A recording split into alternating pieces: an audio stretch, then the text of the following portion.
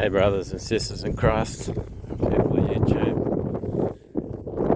It's very windy and here I am with Grace, going for a walk. Something in the air today, it must be Friday vibes because everyone's acting a little bit crazy, and not in a bad way, but in a good way, in a healthy sort of, like, I can let my mask slip and I can just, have some fun. And a lot of these people dealing with customers all day, just kind of over it. And I guess even regular people have their own masks as well. Not just narcissists, but these masks are for healthy reasons, not to exploit you and try to kill you like a narcissist. But yeah, everyone sort of has their own sort of mask up so that you don't see the real them, So it's interesting when you come into a place you come into every day, and there's these weird vibes going on, people acting a little bit different. Yeah, it's nice to see.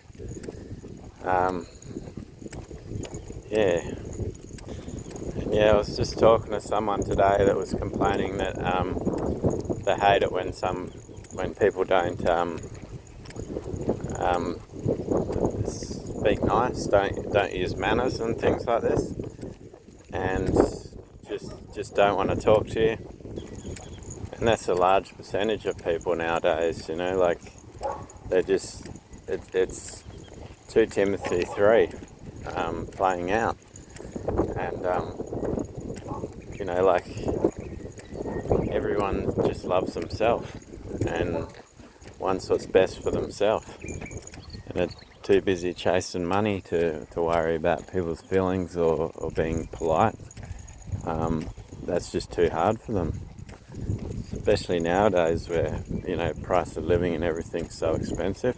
I think that's why a lot of the time when people see me, they just instantly want to get to know me or figure out what my secret is, because most days I'm either happy, joyful, or indifferent. Indifferent being when I've just woken up and I'm just trying to figure out what I'm doing. But since losing the narcissist from my life, I've gained peace, joy, happiness, and there's nothing to complain about. Every day is easy, and all the life's challenges I've sort of just put on autopilot. And once you catch up with all your bills, it's pretty much just autopilot with a lot of things. And there's a lot more people out there struggling that have fallen into traps that have been set for them, credit card debt or refinancing their mortgage when sometimes it's not as beneficial as they say it is, and sets you back, or people have just thought, I'll use a redraw on my bank, and have ended up just costing them in the long run. And just the stress of that, But if you don't have a lot of stress in your life, you get rid of bad people in your life, it makes your life so much better. And people have this illusion that they can't walk alone, they wouldn't survive by themselves. But I'm living proof, I'm surviving. I mean, not by myself, I've got God, I've got the best support I could ever have, but the fact is, not having other people in my life did not kill me. It actually made my life better. And what you don't realise a lot of the time is all your friendships and all your partnerships, they're all transactional. You always have to give something to get something nowadays, and sometimes you don't realise how much you're giving and how little you're getting. And it just creates a stressful environment in your life, especially if you're a loyal, honest person like me, and you sort of you hold on to people longer than you should have. Like with the narcissists, I probably should have only been with them for a couple of weeks at best and moved on with my life. But it ended up being 3.5 years because I kept interceding for them and praying to God and just really giving it all to God. But I'd fast as well, and I'd do all sorts to pray for their healing. But the thing is, God doesn't affect free will. Like, if you choose evil, if you choose wickedness, He's not going to come and save you. Like, He's just going to remove His hand and let you go about your way.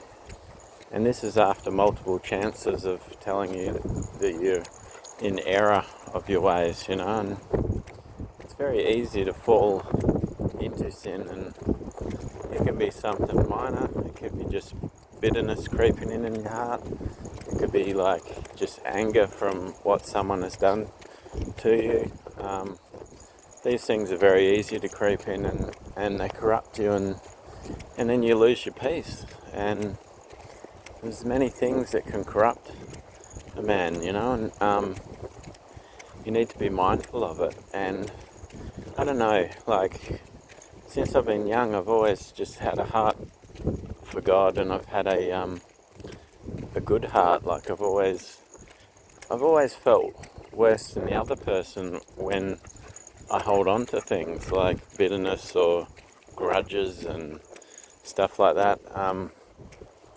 We used to play a lot of fantasy games, me and my friends, growing up, like Dungeons and Dragons and Warhammer and things like that. And I was always partial to the dwarf, who was like a short but strong and sturdy individual that was hardworking.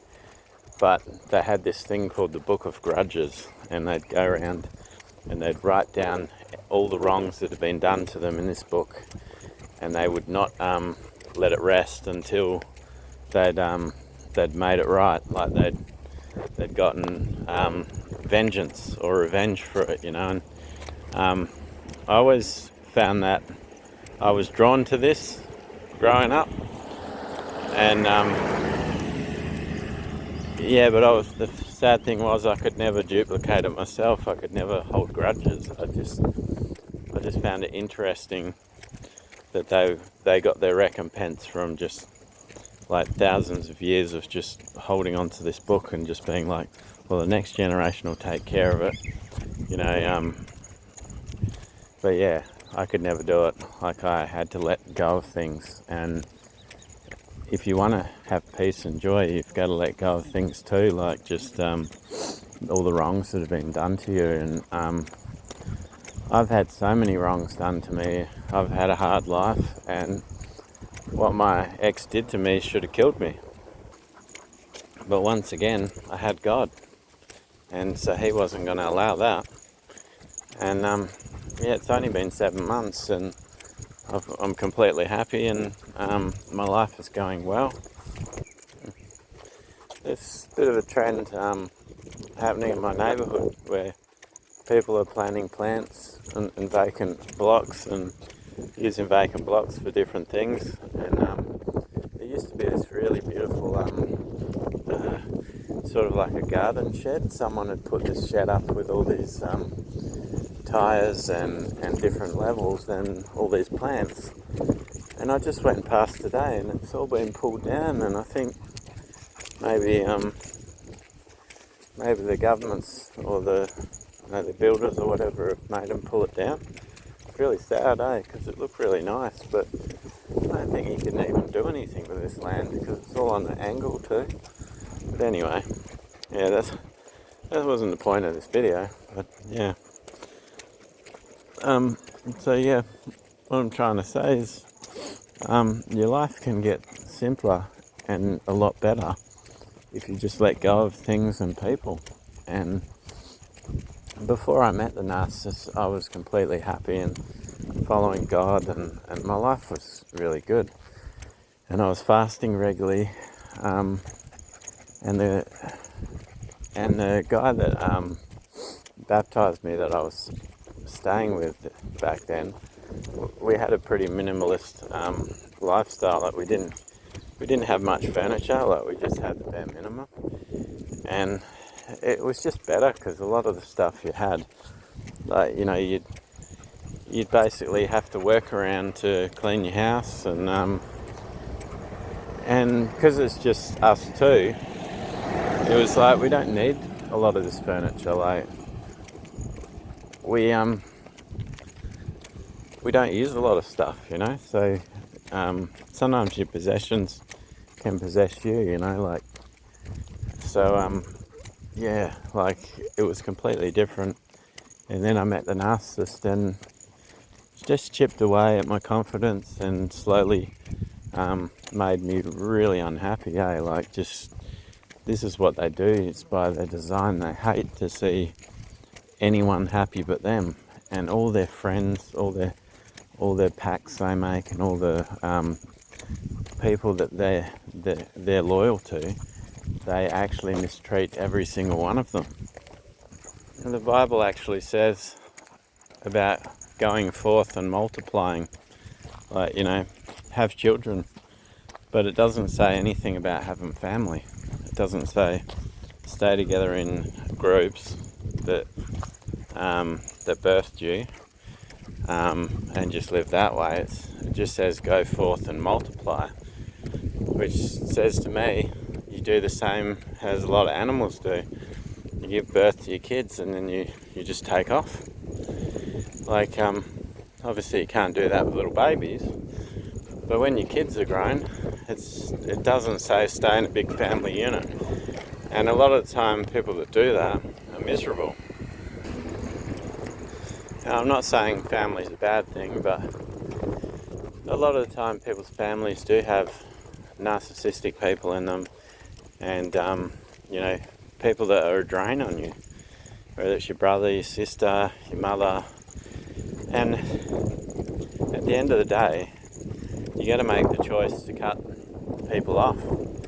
Even people that, all the old sayings, blood is thicker than water, they don't always translate to today. Like today, people are very cutthroat, and you've just got to learn to cut people off. And I've said this to people before, but a lot of the time your family is not actually your blood, but it's people that you meet through your life that are good to you and so into you and actually feel like what a family should. So people, just friends and good confidants end up being your family. And yeah, so I guess you have a choice to make. You can either try and be that diligent, hard-working, loyal person that never puts a foot wrong with anyone, and at the same time is getting abused and treated like crap by the people that aren't loyal and diligent in your family. Or you can choose to cut people off. You can choose to choose peace over a one-way relationship. Which, if you're with any narcissist in your life, it's always a one-way relationship. Like, these people, they end up losing everyone, because it gets to the point, the people they've been paying money to, they start to think, hey, I could get money off other people that I actually like, and even the people they're paying money to sort of cut them off, and all their so-called friends start to realise, hey, I've played in this person's face and I've done all this nasty stuff to this narcissist, and they still keep coming back. We've had our fun, let's move on. Because what ends up happening is the narcissist only ends up with other narcissists in the end, because they burn all their bridges with real people, and even those narcissists start running game on them. Because one of the biggest things to disrespect another narcissist is the truth coming out. So when they run into another narcissist that basically has messed up and the truth's come out, they don't want to be around that person. They're like, oh, we might catch something off them, like they really do step back, and then the narcissist is left with nobody. But that takes years and years, and it's not like they're going to suddenly turn around and go, okay, everything's my fault. I'm going to choose the healing path and work on myself. Like, a lot of the time they just take all their guilt and shame to the grave with them, and they'll never admit it. It was really funny when I used to work with a couple of mates at the markets. Like, we're all the strong personalities, we're all the lone wolves in the company, and we're at this one company running everything. Like, we're literally like the brains of the operation, and then we all left and switched to another company. And the funny thing was, we were still running that one, and it's just like it's so much for like people that say that you can't do it on your own, that you can't be successful on your own, and like be happy on your own. Like, we used to be pretty tight knit, and we'd always be working really hard, so we didn't get much time to see each other. But when we did, we made time for each other, and it was funny. There was a bit of a language barrier with one of us, but we all just knew that we were the same. Yeah, it's funny when you first don't take the narcissist back, and they start running with their smear campaign, and the idea being she thought she could get the whole town against me. But then I realised after a while, after God brought me out of the situation, that not a lot of the people in town actually like this person. Other Asians maybe, but a lot of the other people just don't really like her, and they don't think she's a good worker. They think she's a nasty lady. This is the words they use, and I'm just like, oh, really? And then what God did when she started to try and turn everyone against me was he found me people that were just loyal to me, that were actually not interested in this person or her flying monkeys. And that's the funny thing, God will turn everything around that they use for evil. He'll turn it to your good. Because what actually happened when that evil narcissist tried to turn everyone against me was she actually hamstringed herself, and she had to exit my life. And a narcissist never wants to completely leave, but because of all the actions she's done and the moves she'd made, she actually did just like Haman and Mordecai. She kept creating traps for herself and falling into them, and then she had to exit my life completely because of all the wickedness she'd done. She just thought, she could just say whatever she wanted against me, and nobody was going to notice. But then the few friends she did have started to notice, and her lawyer started to notice, and all these different people. And then she had to commit to the things she'd said. And that was the funniest thing about it. It's like, they never want to actually leave your life, and like other narcs in my life, they'll do the same. They'll just they'll treat you like crap, but they want to keep the communication channel open because it makes them feel good about themselves, and you're still a source of supply to them, whether you like it or not. And even though they're abusive and they carry on, they need that source of supply, especially in the case of my ex, it was like I was the A-grade supply. Like, she'll never find better than me. Like, God sent me after she prayed for someone good in her life, and he sent me, and he masked my gifts. He didn't let her see how divine I was, and that way she just treated me any other way that she felt like, because if she'd known what she would be missing out on, she wouldn't have done it. And this is for God's glory. And that's the funny thing about the whole situation was this person ran all these little plans and plots and schemes in the background, and used up a lot of her time, energy and money on these schemes. And all I did was pray to God like I'd do every day.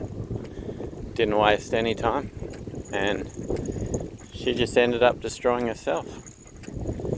And that's the saddest thing about it. These people dedicate so much time to your downfall. Like, you'd be shocked by how much time they actually spend obsessing over you and trying to win against you.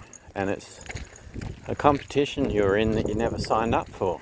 Like, I don't know, imagine you had a race going on, a triathlon, and someone was like trying to outpace you, and you're just walking past them, not even knowing the triathlon's on. Like, you're going to go do your shopping, and this person's trying to beat you, and you're like, hang on a minute, what's going on here? You know? And when they do beat you, like, they're jumping up and down, like, yeah, I beat you, and it's like, I still don't know what's going on. Can someone explain it to me? Oh, you know, you're my rival. And it's like, no, I'm not. Never signed on for that. By the time you figure out you're in a secret competition with the narcissist and all these angry people that you've always just been kind to, but they just, for some reason, just hate your guts. And you just like, by the time you figure it out, you're like, the damage has been done in so many levels. They've burnt so many bridges with you that there's no going back. It's like literally the narcissist is on a sinking ship, like the Titanic, except there was a